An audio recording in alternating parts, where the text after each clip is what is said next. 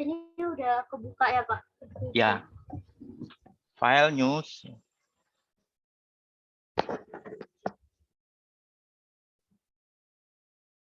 Work file toh. Dari Iya, tahun Pak. berapa sampai tahun berapa? Tadi tahun berapa? Tahun 2000, Pak. Ya, dari tahun 2000 sampai 2018 ya. Datanya sedikit ya. Oke. Nah, sudah pindah aja. Ketik data aja, ketik data enter. Di command ketik data enter.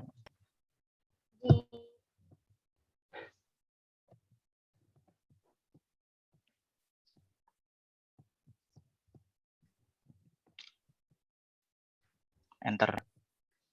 Nah, silakan di copy situ.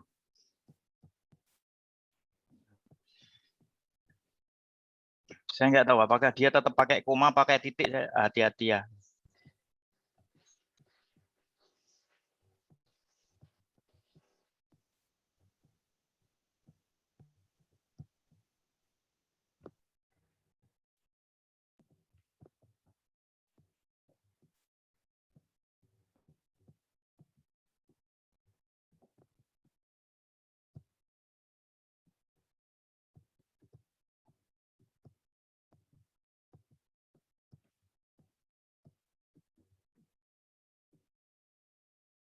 Variabelnya dikasih nama ya.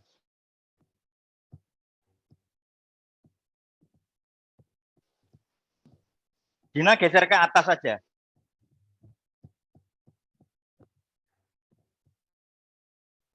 Nah, itu kan bisa diedit.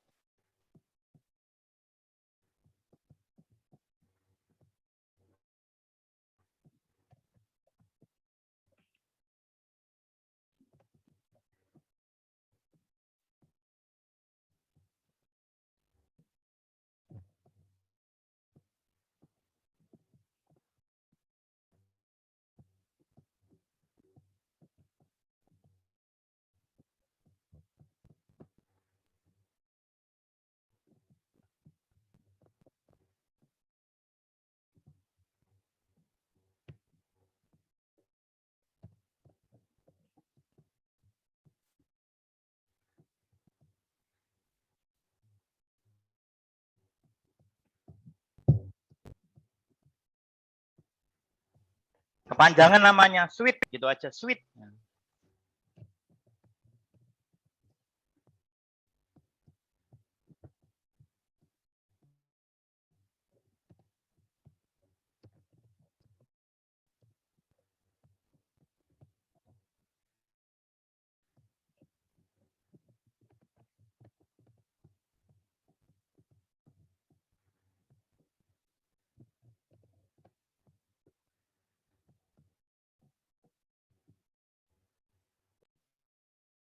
Sudah, Pak. Oke, sekarang diestimasi. Variabel dependent-nya itu pakai variabel suicide, independennya 3 tadi. 2 3 ya.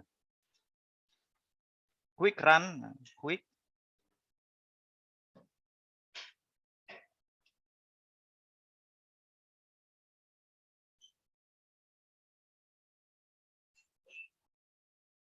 Estimate equation ya.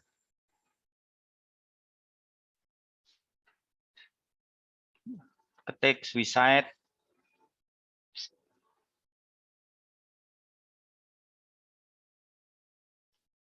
C, ya, gitu terus.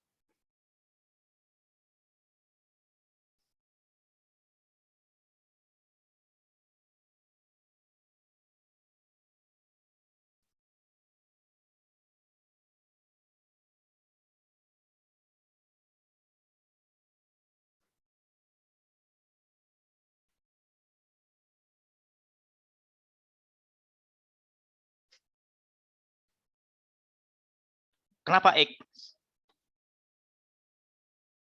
Langsung Enggak, enter Pak. aja. Salah. Langsung enter aja. Oke. Oke. Sebelum kita mengestimasi ini, kita uji dulu deh. Diuji ya. Uji apa?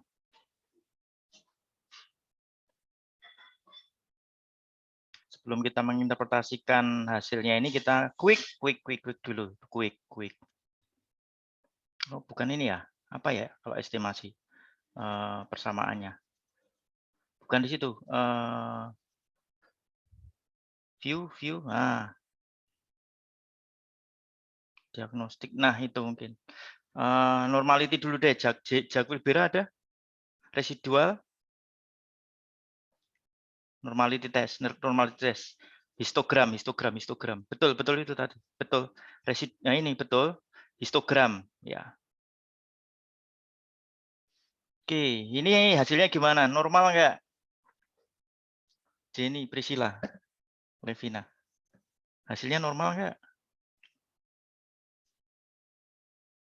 Halo, Livina. Halo Pak. Gimana? Mohon maaf ada suara burung saya kira-kira ganggu nggak Pak? Soalnya... Enggak, santai aja. Malah bagus tuh.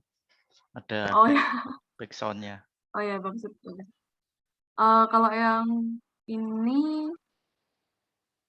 lihat dari probability-nya dia ya Pak lebih besar daripada 0,05 nilai ya. Jadi? Berarti kalau lebih kecil H1 diterima artinya data tidak berdistribusi normal Pak. Jadi hasilnya ini gimana? Lebih besar berarti data berdistribusi normal. Gitu, Teresa ya? Iya, Pak. Jadi data ini berdistribusi normal ya? Iya, Pak, karena lebih besar dari 0,05. Ya, jadi hipotesis 0 itu berdistribusi normal. Jadi hipotesis 0 diterima. Jadi karena bentuknya mendekati shape seperti bell, dan itu kan ada apa?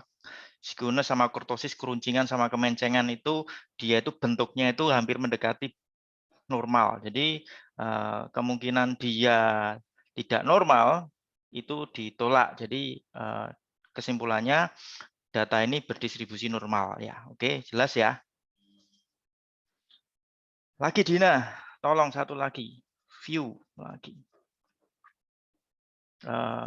Kita pakai autokorelasi LM test.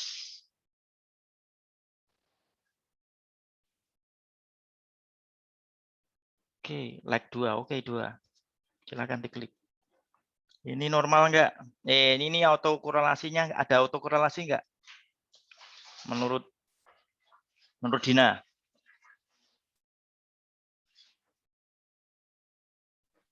Ada autokorelasi enggak? Ini Pak, kalau dilihat dari probability square-nya, ini kan udah di atas 0,05 ya Pak ya. Berarti Ya. tidak terjadi gejala autokorelasi. Iya, tidak ada. Jadi hipotesis 0 bahwa tidak ada autokorelasi itu diterima, gitu ya. Ya, dia mendekati 5% sih, tapi lebih sedikit lah. Jadi ya ada penyakit sih, tapi masih bisa diterima lah kira-kira. Gitu ya. Teresa, betul nggak? Iya, Pak, benar. Dari probability chi-square. Oke, jadi autokorelasi nggak masalah ya. Sekarang hetero. Klik. Koefisien kali ya. Koefisien. Y-test ada? Y-test. Oh, oke. Hetero ya. Klik. Oke, pakai Brute ya. Web boleh. Bruce Pagan boleh. Itu aja boleh. Satu aja. Oke, klik. Oke. Hasilnya gimana, Dina? Ada hetero nggak? Ini kalau dilihat dari probability square-nya yang atas ini Pak, ini kan udah di atas 0,05, di atas 5%. Berarti tidak terjadi gejala hetero. Ya, nggak ada hetero ya. Satu lagi sekarang, riset Ramsey.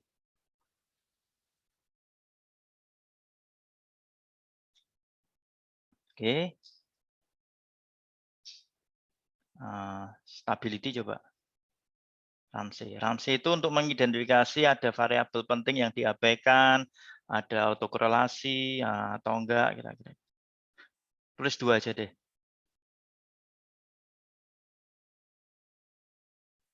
Nah. Oke, berarti ini naik. Berarti ini probability-nya di atas 0, yang atas ya. Probability-nya di atas 0,05. Jadi hipotesis nolnya itu bahwa terjadi. Jadi ini datanya itu enggak ada variabel penting yang diabaikan, goodness of it-nya bagus, kemudian tidak ada masalah lah dari tes ini, enggak, datanya bisa acceptable hasilnya. Jadi hipotesis 0 tidak ada modelnya itu cukup. Jadi riset Ramsey itu menguji apakah ada variabel penting yang diabaikan apa enggak, itu di sini enggak ada masalah kira-kira. Itu jadi kita bisa masuk ke hasil estimasi utama. Setelah ini oke. Silakan ke hasil utama awal tadi.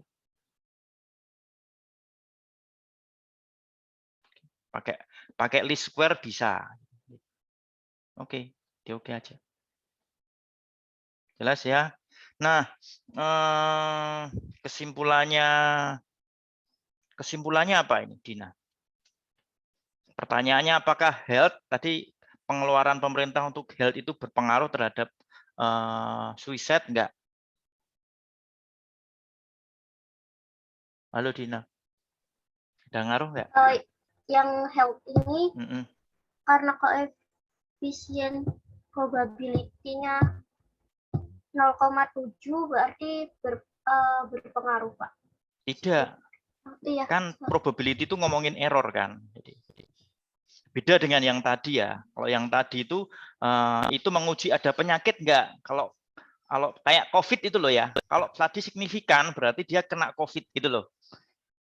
Kalau orang lihat tes. Nah, kalau di sini ini koefisiennya bisa diterima enggak itu loh hipotesisnya.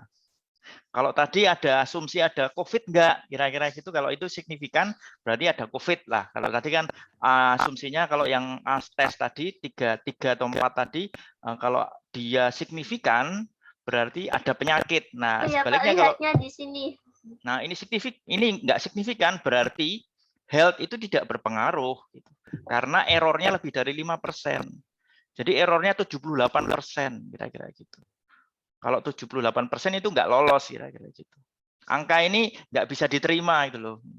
Kalau tadi hipotesisnya ada auto, ada hetero, ada nggak normal kira-kira. Penyakit semua tadi. Kalau tadi ngetes penyakit. Kalau sekarang itu ngetes tingkatnya. Ya, jadi ini bacanya lihatnya di sini. Ya, jadi angka 0,0012 itu tidak bisa diterima karena probability-nya gede banget gitu loh. Kemungkinan terjadi kesalahannya 78% ya. Kalau education? Signifikan, Pak. Signifikan ya, karena kesalahannya mendekati 0%. Jadi dia bisa diterima angka itu ya. Gitu ya. Jadi kalau bahasanya kalau Anda jadi asisten, nilainya salahnya sedikit, maka Anda lulus, kasarnya gitu ya. Kalau GDP gimana? Tidak juga, Pak. Tidak berpengaruh ya GDP. Gitu. Ya, jadi kesimpulannya seperti itu. Jadi hipotesis 0, GDP berpengaruh terhadap suicide itu diterima. Jadi GDP tidak signifikan. Bahasanya kalau orang statistik ngomong seperti itu. Kalau saya sih bahasanya lihat probability itu sudah kesalahan, errornya kelihatan. Jadi yang bisa dibaca hanya ini, minus 2,21 E pangkat 6 ya. Ya, pangkat 6 ya itu angkanya. Jadi koefisiennya yang bisa diterima atau dengan kalau Anda membangun literatur, jadi sebenarnya yang lebih penting sebenarnya kalau saya sih, saya nggak nguji model ya, saya nguji teori. Jadi teorinya itu saya tadi berteori bahwa GDP itu mempengaruhi suicide, bunuh diri. Saya harus lihat literatur. Jadi GDP ternyata nggak berpengaruh terhadap suicide ya. Mungkin GDP per kapita berpengaruh ya, mungkin ya, tapi GDP yang kita pakai variabelnya itu nggak berpengaruh ternyata. Jadi meskipun lebih kaya, orang nggak jaminan dia dia bunuh dirinya rendah, ternyata nggak berpengaruh. Kalau education berpengaruh, semakin tinggi education. Tapi education-nya minus ya, ini lihat Anda lihat ya. Minus tadi, kalau lihat di Excel-nya tadi, alokasi dana pendidikan itu kan alokasi anggaran untuk pendidikan kan semakin tinggi malah berpengaruh negatif terhadap suicide. Kenapa pertanyaannya kira-kira seperti itu ya. Health tidak berpengaruh ya. Yang perlu diperjelaskan kira-kira education seperti itu. Kenapa dia kok berhubungan negatif terhadap tingkat bunuh diri. Jadi semakin tinggi education-nya, semakin angka bunuh dirinya semakin gede ya. Atau gimana? Jadi harus baca angka suicide itu angkanya persentase ya. Atau ini bahasanya kalau negatif berarti pendidikannya tinggi, semakin tinggi, angka suicide-nya semakin rendah, kira-kira gitu, education ya. Gitu. Jadi Anda harus cek ulang lagi di alokasi pendidikan. Jadi persentase alokasi untuk dana pendidikan tadi kan persentase ya. Nah itu angka suicide. Jadi edukasi itu berpengaruh, alokasi dana untuk edukasi itu berpengaruh negatif terhadap suicide. Jadi semakin tinggi alokasi dana pemerintah untuk pendidikan itu berpengaruh menyebabkan suicide, angka suicide itu turun, bunuh diri itu turun. Kira-kira gitu aja sih. Ini kalau nah saya sih kalau saya biasanya yang saya ublek-ublek di situ, saya bahas hipotesisnya di situ. R square hanya untuk pemanis aja sih. Saya nggak nguji model, saya lebih banyak nguji apa ya part ya. Kalau saya bikin paper itu yang lebih penting teorinya bukan ke sininya. Jadi goodness of it-nya model ini cukup bagus karena 92% variabel dependennya itu variabel independen itu bisa menjelaskan variabel suicide ya. Dan angka 92% itu signifikan dilihat dari F-test-nya tadi ya. Jadi demikian teman-teman ceritanya. Ada yang mau komentar? Bisa dipakai untuk skripsi atau tugas ini sudah. Tugasnya kira-kira gitu aja sih. Nah, saya undang teman-teman mahasiswa itu karena kelompoknya banyak, bisa 5, dia variabelnya bisa banyak, dan resiko multicollinearity itu-nya tinggi, kira-kira gitu. Itu aja sih saya. Kebetulan data kita hanya ada 2000 sampai 2018. Nah, data yang kalau datanya lebih panjang lagi, ya biasanya kalau datanya sedikit gini, biasanya saya combine pakai panel data. Panel data itu Indonesia, gabung sama Filipina, sama Thailand, jadi datanya itu bisa lebih banyak gitu, bisa di-compare kira-kira. Itu yang terjadi. Apakah teori ini berlaku umum? Jadi bahasanya seperti itu. Apakah education itu berpengaruh terhadap suicide? Apakah health tadi tidak berpengaruh? Apakah GDP tidak berpengaruh? Itu kita kalau mau lihat, ini tes pertama, lihat berikutnya kan bisa lihat pakai panel data. Silakan pakai panel data misalnya kira-kira gitu. Nah, bandingkan beda negara kayak di Thailand, Filipina kan kira-kira seperti di Asia lah, kira-kira seperti itu. Itu dari saya. Ada pertanyaan? Itu tugasnya untuk semester depan gitu juga. Jelas ya? Jelas Pak Heri. Jelas, Pak. Itu aja, saya cuma mengkonfirmasi. Jadi